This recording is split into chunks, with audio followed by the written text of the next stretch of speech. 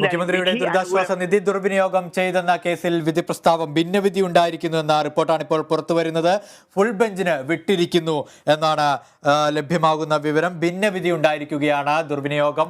ദുരിതാശ്വാസ നിധി ദുർവിനിയോഗം ചെയ്തെന്ന് ആരോപിച്ചുള്ള RS ശശികുമാറിന്റെ ഹർജി പരിഗണിക്കവേ കോടതിയിൽ ഭിന്നവിധി, ലോകായുക്തയിൽ ഭിന്നവിധി ഉണ്ടായിരിക്കുന്നു. ഫുൾ ബെഞ്ചിന് വിട്ടു. ജഡ്ജിമാർക്ക് വ്യത്യസ്ത അഭിപ്രായമാണ് ഈ കേസിൽ ഉണ്ടായിരിക്കുന്നത്. ഒരു വിധത്തിൽ പറഞ്ഞാൽ സർക്കാരിന് ആശ്വാസമാണ്. ഭിന്നവിധി ഉണ്ടായിരിക്കുകയാണ്. ഫുൾ ബെഞ്ചിന് ഹർജി വിട്ടിരിക്കുകയാണ്. ജഡ്ജിമാരുടെ വ്യത്യസ്ത അഭിപ്രായത്തെ തുടർന്ന് ഭിന്നവിധി ഉണ്ടായിരിക്കുന്നു. ഫുൾ ബെഞ്ചിന് വിട്ടിരിക്കുകയാണെന്നാണ് അറിയാൻ സാധിക്കുന്നത്, ലഭ്യമാകുന്ന വിവരം. ശരത്ത് ഭിന്നവിധിയാണെന്ന് മനസ്സിലാക്കുന്നു. പ്രധാനമായിട്ടും ഏത് രീതിയിലാണ് ലോകായുക്തയുടെ നിരീക്ഷണം നടന്നത്? എന്താണ് വിധി പ്രസ്താവത്തിൽ പറഞ്ഞത്? പ്രധാനമായിട്ടും കേസ് ഏറെ ഹ്രസ്വമായ ഒരു വിധി പ്രസ്താവം മാത്രമാണ് ലോകായുക്ത ജസ്റ്റിസ് റിയക് ജോസഫ് നടത്തിയത്. 1 മിനിറ്റ് മാത്രമായിരുന്നു അദ്ദേഹം വിധി വായിച്ചത്.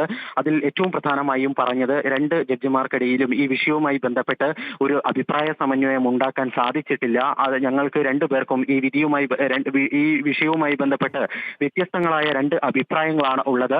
അതുകൊണ്ട് തന്നെ ഇത് ഒരു ഫുൾ ബെഞ്ചിനെ വിടുന്നു എന്നുള്ളതാണ് ജസ്റ്റിസ് റിയക് ജോസഫ് ഈ വിധിയിൽ വ്യക്തമാക്കിയിരിക്കുന്നത്. അതിന് കാരണം ഈ അഭിപ്രായ സമന്വയം ഉണ്ടായിട്ടില്ല. ജഡ്ജിമാർക്കിടയിൽ ഏതൊക്കെ വിഷയങ്ങളിലാണ് ഈ ഒരു അഭിപ്രായ സമന്വയം ഉണ്ടാകാതിരുന്നത്, അതിന്റെ ഏതൊക്കെ വിഷയങ്ങളാണ് അതിന് അടിസ്ഥാനമായത് എന്നതിനെ സംബന്ധിച്ചുള്ള വിശദാംശങ്ങൾ അല്പസമയത്തിനകം നൽകാനാകും. ഏതായാലും വലിയ രാഷ്ട്രീയ പ്രാധാന്യമുള്ള വിഷയത്തിൽ ലോകായുക്തയുടെ ഭാഗത്തു നിന്നും ഭിന്നവിധി ഉണ്ടായിരിക്കുന്ന സാഹചര്യം, ജഡ്ജിമാർ വ്യത്യസ്ത അഭിപ്രായങ്ങൾ പങ്കുവച്ചിരിക്കുന്ന ഒരു സാഹചര്യമാണ് ഉണ്ടായിരിക്കുന്നത്.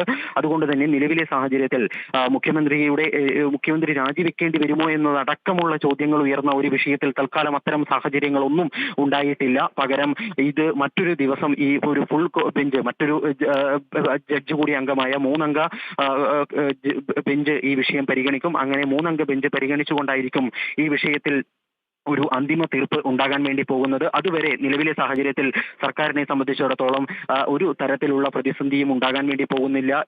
അതാണ് നിലവിലെ ഒരു സാഹചര്യം.